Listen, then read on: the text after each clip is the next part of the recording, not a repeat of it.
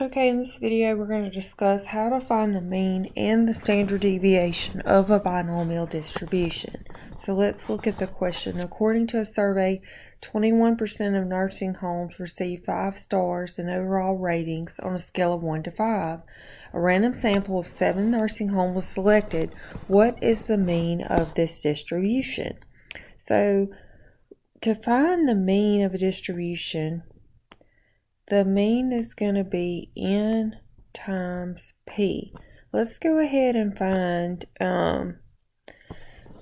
n, which is a sample of 7, p, which is the 21% receive 5 stars. So q would be 1 minus 0.21, which would be 0.79.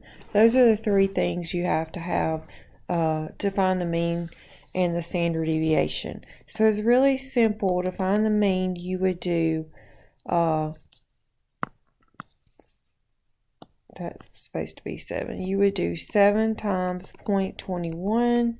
So the mean here would be 1.47.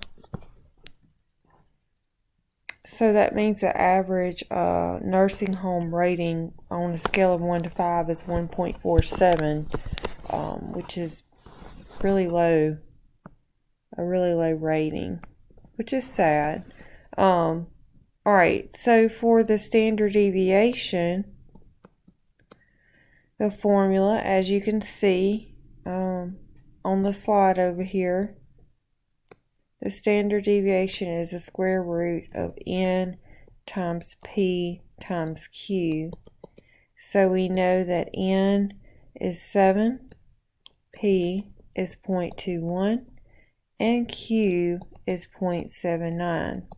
So let's put that in the calculator. 7 times 0.21 times 0.79. So the square root of